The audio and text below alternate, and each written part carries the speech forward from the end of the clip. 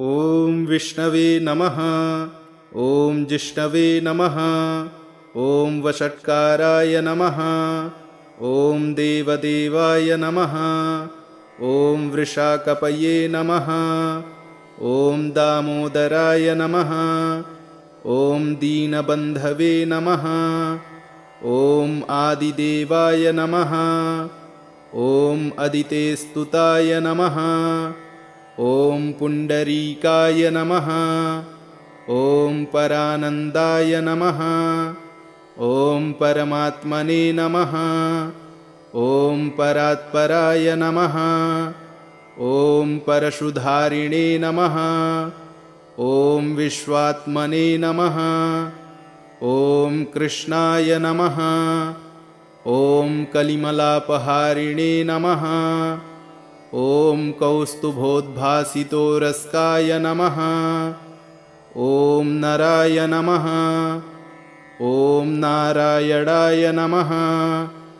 ॐ हरये नमः। ॐ हराय नमः।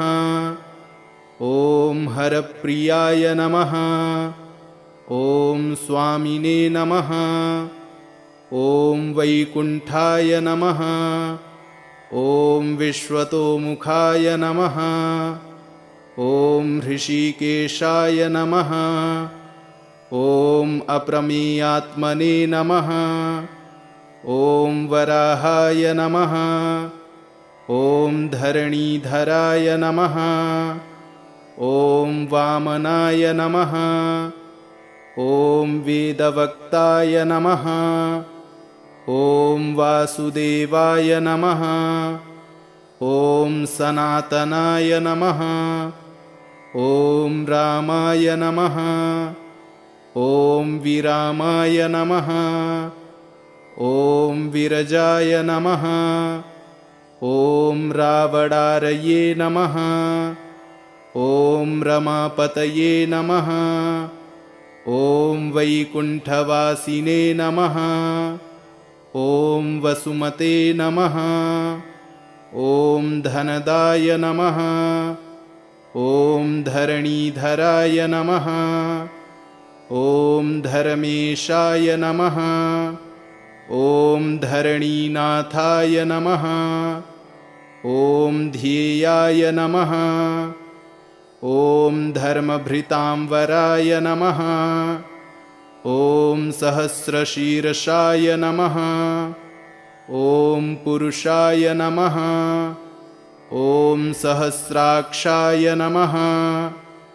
ॐ सहस्रपादे नमः। ॐ सर्वगाय नमः। ॐ सर्वविदे नमः। ॐ सर्वाय नमः। ॐ शरण्याय नमः। ॐ साधुवल्लभाय नमः। ॐ कौसल्यानन्दनाय नमः। ॐ श्रीमते नमः। ॐ रक्षसः कुलनाशकाय नमः। ॐ जगत्कर्ताय नमः। ॐ जगद्धर्ताय नमः। ॐ जगज्जेताय नमः। ॐ जनार्तिहराय नमः। ॐ जानकीवल्लभाय नमः। ॐ देवाय नमः। ॐ जयरूपाय नमः। ॐ जलेश्वराय नमः। ॐ क्षीराब्धिवासिने नमः। ॐ क्षीराब्धितनयावल्लभाय नमः। ॐ शेषशायिने नमः। ॐ पन्नगारिवाहनाय नमः। ॐ विष्टरस्रवसे नमः। ॐ माधवाय नमः। ॐ मथुरानाथाय नमः। ॐ मुकुन्दाय नमः। ॐ मोहनाशनाय नमः। ॐ दैत्यारिणे नमः। ॐ पुण्डरीकाक्षाय नमः। ॐ अच्युताय नमः। ॐ मधुसूदनाय नमः। ॐ सोमसूर्याग्निनयनाय नमः। ॐ नृसिंहाय नमः। ॐ भक्तवत्सलाय नमः। ॐ नित्याय नमः।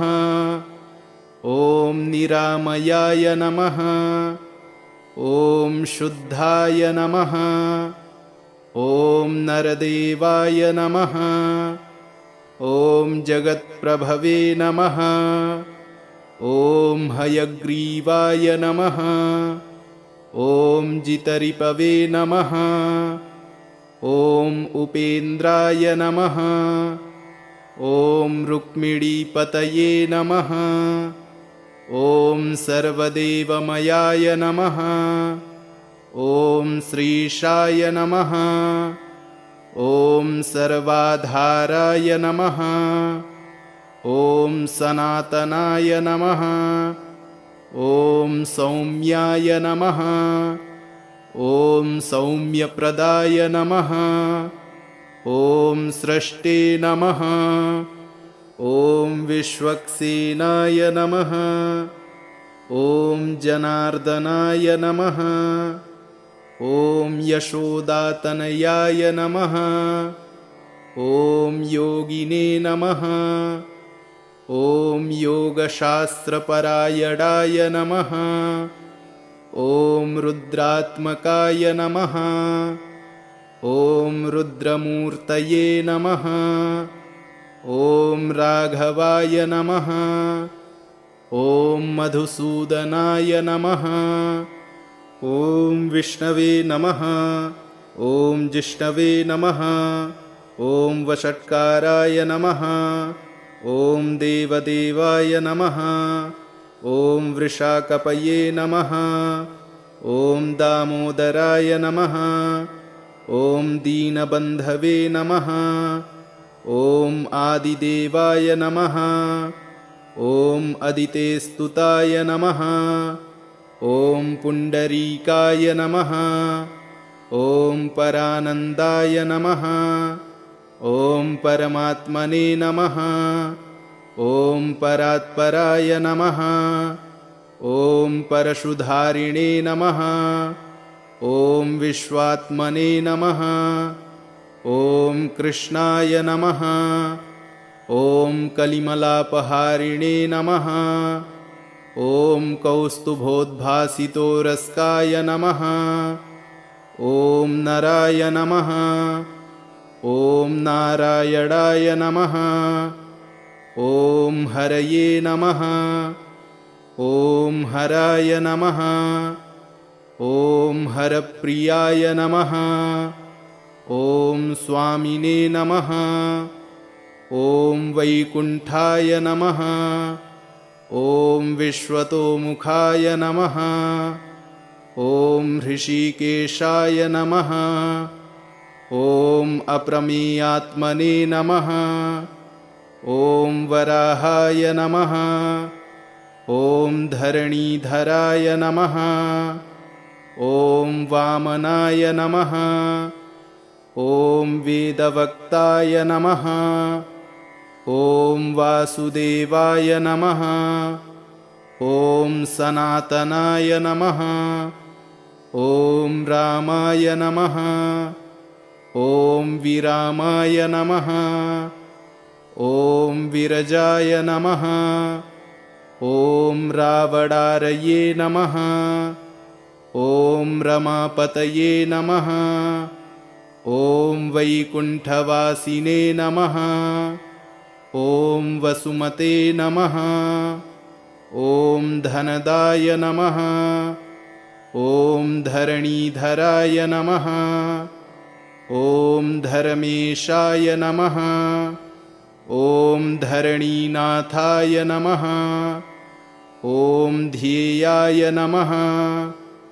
ॐ धर्मभृतांवराय नमः। ॐ सहस्रशीर्षाय नमः। ॐ पुरुषाय नमः। ॐ सहस्राक्षाय नमः। ॐ सहस्रपादे नमः।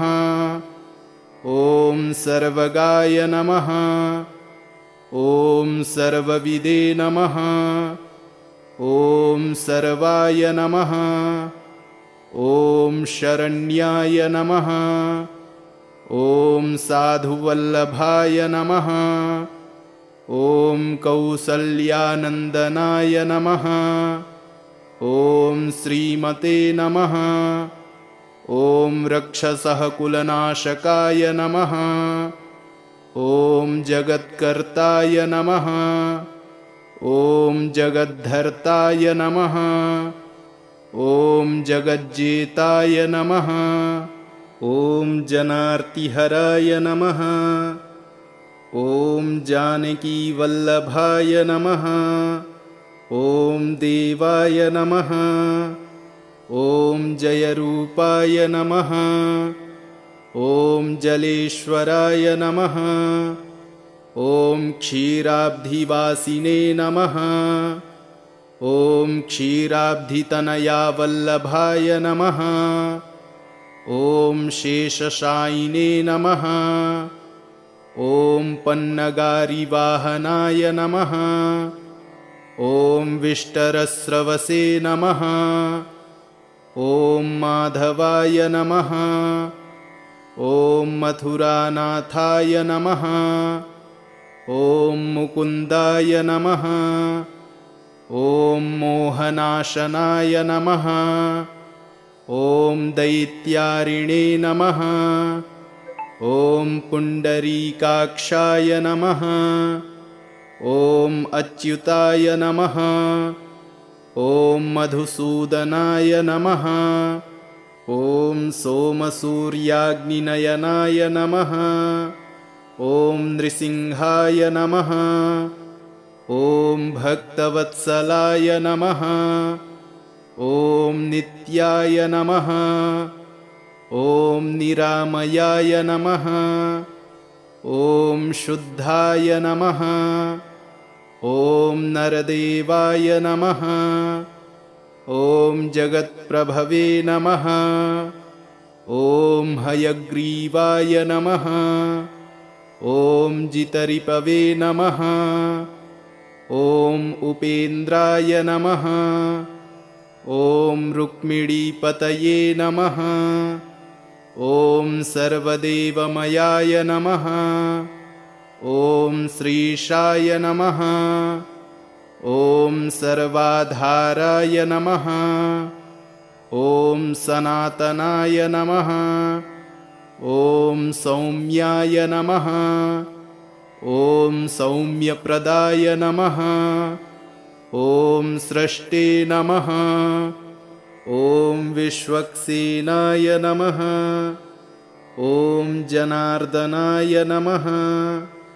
ॐ यशोदातनयाय नमः। ॐ योगिने नमः।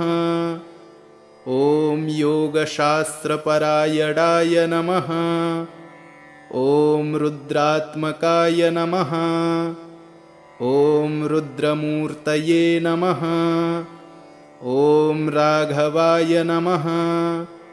ॐ मधुसूदनाय नमः। ॐ विष्णवे नमः। ॐ जिष्णवे नमः। ॐ वषट्काराय नमः।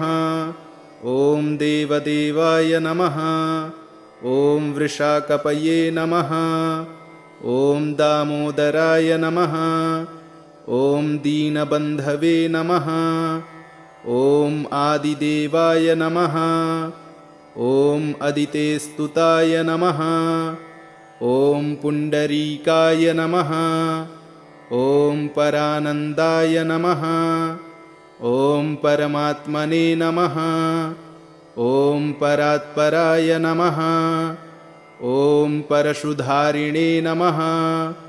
ॐ विश्वात्मने नमः। ॐ कृष्णाय नमः। ॐ कलिमलापहारिणे नमः। ॐ कौस्तुभोद्भासितोरस्काय नमः। ॐ नराय नमः। ॐ नारायणाय नमः। ॐ हरये नमः। ॐ हराय नमः। ॐ हरप्रियाय नमः। ॐ स्वामिने नमः। ॐ वैकुण्ठाय नमः। ॐ विश्वतोमुखाय नमः। ॐ ऋषिकेशाय नमः। ॐ अप्रमेयात्मने नमः। ॐ वराहाय नमः। ॐ धरणीधराय नमः। ॐ वामनाय नमः। ॐ वेदवक्ताय नमः। ॐ वासुदेवाय नमः। ॐ सनातनाय नमः। ॐ रामाय नमः। ॐ विरामाय नमः। ॐ विरजाय नमः। ॐ रावणारये नमः। ॐ रमापतये नमः। ॐ वैकुण्ठवासिने नमः। ॐ वसुमते नमः। ॐ धनदाय नमः। ॐ धरणीधराय नमः। ॐ धर्मेशाय नमः। ॐ धरणीनाथाय नमः। ॐ ध्येयाय नमः। ॐ धर्मभृतांवराय नमः। ॐ सहस्रशीर्षाय नमः। ॐ पुरुषाय नमः। ॐ सहस्राक्षाय नमः। ॐ सहस्रपादे नमः। ॐ सर्वगाय नमः। ॐ सर्वविदे नमः। ॐ सर्वाय नमः। ॐ शरण्याय नमः। ॐ साधुवल्लभाय नमः। ॐ कौसल्यानन्दनाय नमः। ॐ श्रीमते नमः। ॐ रक्षसः कुलनाशकाय नमः। ॐ जगत्कर्ताय नमः। ॐ जगद्धर्ताय नमः। ॐ जगज्जेताय नमः। ॐ जनार्तिहराय नमः। ॐ जानकीवल्लभाय नमः। ॐ देवाय नमः। ॐ जयरूपाय नमः। ॐ जलेश्वराय नमः। ॐ क्षीराब्धिवासिने नमः। ॐ क्षीराब्धितनयावल्लभाय नमः। ॐ शेषशायिने नमः। ॐ पन्नगारिवाहनाय नमः। ॐ विष्टरस्रवसे नमः। ॐ माधवाय नमः। ॐ मथुरानाथाय नमः। ॐ मुकुन्दाय नमः। ॐ मोहनाशनाय नमः। ॐ दैत्यारिणे नमः।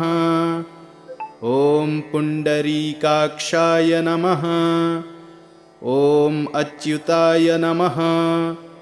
ॐ मधुसूदनाय नमः। ॐ सोमसूर्याग्निनयनाय नमः। ॐ नृसिंहाय नमः। ॐ भक्तवत्सलाय नमः। ॐ नित्याय नमः। ॐ निरामयाय नमः। ॐ शुद्धाय नमः। ॐ नरदेवाय नमः। ॐ जगत्प्रभवे नमः। ॐ हयग्रीवाय नमः। ॐ जितरिपवे नमः। ॐ उपेन्द्राय नमः। ॐ रुक्मिणीपतये नमः। ॐ सर्वदेवमयाय नमः। ॐ श्रीशाय नमः। ॐ सर्वाधाराय नमः। ॐ सनातनाय नमः। ॐ सौम्याय नमः। ॐ सौम्यप्रदाय नमः। ॐ स्रष्टे नमः। ॐ विश्वक्सेनाय नमः। ॐ जनार्दनाय नमः। ॐ यशोदातनयाय नमः। ॐ योगिने नमः। ॐ योगशास्त्रपरायणाय नमः। ॐ रुद्रात्मकाय नमः। ॐ रुद्रमूर्तये नमः। ॐ राघवाय नमः। ॐ मधुसूदनाय नमः। ॐ विष्णवे नमः। ॐ जिष्णवे नमः।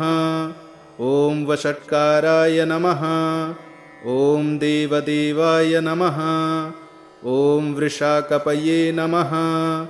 ॐ दामोदराय नमः। ॐ दीनबन्धवे नमः। ॐ आदिदेवाय नमः। ॐ अदितेस्तुताय नमः। ॐ पुण्डरीकाय नमः। ॐ परानन्दाय नमः। ॐ परमात्मने नमः। ॐ परात्पराय नमः। ॐ परशुधारिणे नमः। ॐ विश्वात्मने नमः। ॐ कृष्णाय नमः। ॐ कलिमलापहारिणे नमः। ॐ कौस्तुभोद्भासितोरस्काय नमः। ॐ नराय नमः। ॐ नारायणाय नमः। ॐ हरये नमः। ॐ हराय नमः। ॐ हरप्रियाय नमः। ॐ स्वामिने नमः। ॐ वैकुण्ठाय नमः। ॐ विश्वतोमुखाय नमः। ॐ ऋषिकेशाय नमः। ॐ अप्रमेयात्मने नमः। ॐ वराहाय नमः। ॐ धरणीधराय नमः। ॐ वामनाय नमः। ॐ वेदवक्ताय नमः। ॐ वासुदेवाय नमः। ॐ सनातनाय नमः। ॐ रामाय नमः। ॐ विरामाय नमः। ॐ विरजाय नमः। ॐ रावणारये नमः। ॐ रमापतये नमः। ॐ वैकुण्ठवासिने नमः। ॐ वसुमते नमः। ॐ धनदाय नमः। ॐ धरणीधराय नमः। ॐ धर्मेशाय नमः। ॐ धरणीनाथाय नमः। ॐ ध्येयाय नमः। ॐ धर्मभृतांवराय नमः। ॐ सहस्रशीर्षाय नमः। ॐ पुरुषाय नमः। ॐ सहस्राक्षाय नमः। ॐ सहस्रपादे नमः। ॐ सर्वगाय नमः। ॐ सर्वविदे नमः। ॐ सर्वाय नमः। ॐ शरण्याय नमः। ॐ साधुवल्लभाय नमः। ॐ कौसल्यानन्दनाय नमः। ॐ श्रीमते नमः। ॐ रक्षसः कुलनाशकाय नमः। ॐ जगत्कर्ताय नमः। ॐ जगद्धर्ताय नमः। ॐ जगज्जेताय नमः। ॐ जनार्तिहराय नमः। ॐ जानकीवल्लभाय नमः। ॐ देवाय नमः। ॐ जयरूपाय नमः। ॐ जलेश्वराय नमः। ॐ क्षीराब्धिवासिने नमः। ॐ क्षीराब्धितनयावल्लभाय नमः। ॐ शेषशायिने नमः। ॐ पन्नगारिवाहनाय नमः। ॐ विष्टरस्रवसे नमः। ॐ माधवाय नमः। ॐ मथुरानाथाय नमः। ॐ मुकुन्दाय नमः। ॐ मोहनाशनाय नमः। ॐ दैत्यारिणे नमः। ॐ पुण्डरीकाक्षाय नमः। ॐ अच्युताय नमः। ॐ मधुसूदनाय नमः। ॐ सोमसूर्याग्निनयनाय नमः। ॐ नृसिंहाय नमः। ॐ भक्तवत्सलाय नमः। ॐ नित्याय नमः। ॐ निरामयाय नमः। ॐ शुद्धाय नमः। ॐ नरदेवाय नमः। ॐ जगत्प्रभवे नमः। ॐ हयग्रीवाय नमः। ॐ जितरिपवे नमः। ॐ उपेन्द्राय नमः। ॐ रुक्मिणीपतये नमः। ॐ सर्वदेवमयाय नमः। ॐ श्रीशाय नमः। ॐ सर्वाधाराय नमः। ॐ सनातनाय नमः। ॐ सौम्याय नमः। ॐ सौम्यप्रदाय नमः। ॐ स्रष्टे नमः। ॐ विश्वक्सेनाय नमः। ॐ जनार्दनाय नमः। ॐ यशोदातनयाय नमः। ॐ योगिने नमः। ॐ योगशास्त्रपरायणाय नमः। ॐ रुद्रात्मकाय नमः। ॐ रुद्रमूर्तये नमः। ॐ राघवाय नमः। ॐ मधुसूदनाय नमः। ॐ विष्णवे नमः। ॐ जिष्णवे नमः। ॐ वषट्काराय नमः। ॐ देवदेवाय नमः। ॐ वृषाकपये नमः। ॐ दामोदराय नमः। ॐ दीनबन्धवे नमः। ॐ आदिदेवाय नमः। ॐ अदितेस्तुताय नमः। ॐ पुण्डरीकाय नमः। ॐ परानन्दाय नमः। ॐ परमात्मने नमः। ॐ परात्पराय नमः। ॐ परशुधारिणे नमः। ॐ विश्वात्मने नमः। ॐ कृष्णाय नमः। ॐ कलिमलापहारिणे नमः। ॐ कौस्तुभोद्भासितोरस्काय नमः। ॐ नराय नमः। ॐ नारायणाय नमः। ॐ हरये नमः। ॐ हराय नमः। ॐ हरप्रियाय नमः। ॐ स्वामिने नमः। ॐ वैकुण्ठाय नमः। ॐ विश्वतोमुखाय नमः। ॐ हृषीकेशाय नमः। ॐ अप्रमेयात्मने नमः। ॐ वराहाय नमः। ॐ धरणीधराय नमः। ॐ वामनाय नमः। ॐ वेदवक्ताय नमः। ॐ वासुदेवाय नमः। ॐ सनातनाय नमः। ॐ रामाय नमः। ॐ विरामाय नमः।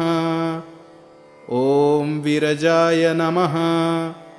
ॐ रावणारये नमः। ॐ रमापतये नमः। ॐ वैकुण्ठवासिने नमः। ॐ वसुमते नमः। ॐ धनदाय नमः। ॐ धरणीधराय नमः।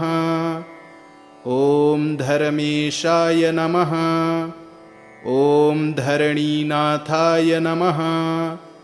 ॐ ध्येयाय नमः। ॐ धर्मभृतांवराय नमः। ॐ सहस्रशीर्षाय नमः। ॐ पुरुषाय नमः। ॐ सहस्राक्षाय नमः। ॐ सहस्रपादे नमः। ॐ सर्वगाय नमः। ॐ सर्वविदे नमः। ॐ सर्वाय नमः। ॐ शरण्याय नमः। ॐ साधुवल्लभाय नमः। ॐ कौसल्यानन्दनाय नमः। ॐ श्रीमते नमः। ॐ रक्षसः कुलनाशकाय नमः। ॐ जगत्कर्ताय नमः। ॐ जगद्धर्ताय नमः। ॐ जगज्जेताय नमः। ॐ जनार्तिहराय नमः। ॐ जानकीवल्लभाय नमः। ॐ देवाय नमः। ॐ जयरूपाय नमः। ॐ जलेश्वराय नमः। ॐ क्षीराब्धिवासिने नमः। ॐ क्षीराब्धितनयावल्लभाय नमः। ॐ शेषशायिने नमः। ॐ पन्नगारिवाहनाय नमः। ॐ विष्टरस्रवसे नमः। ॐ माधवाय नमः। ॐ मथुरानाथाय नमः। ॐ मुकुन्दाय नमः। ॐ मोहनाशनाय नमः। ॐ दैत्यारिणे नमः। ॐ पुण्डरीकाक्षाय नमः। ॐ अच्युताय नमः। ॐ मधुसूदनाय नमः। ॐ सोमसूर्याग्निनयनाय नमः। ॐ नृसिंहाय नमः। ॐ भक्तवत्सलाय नमः। ॐ नित्याय नमः। ॐ निरामयाय नमः। ॐ शुद्धाय नमः। ॐ नरदेवाय नमः। ॐ जगत्प्रभवे नमः। ॐ हयग्रीवाय नमः। ॐ जितरिपवे नमः। ॐ उपेन्द्राय नमः। ॐ रुक्मिणीपतये नमः। ॐ सर्वदेवमयाय नमः। ॐ श्रीशाय नमः। ॐ सर्वाधाराय नमः। ॐ सनातनाय नमः। ॐ सौम्याय नमः। ॐ सौम्यप्रदाय नमः। ॐ सृष्टे नमः। ॐ विश्वक्सेनाय नमः। ॐ जनार्दनाय नमः। ॐ यशोदातनयाय नमः। ॐ योगिने नमः। ॐ योगशास्त्रपरायणाय नमः।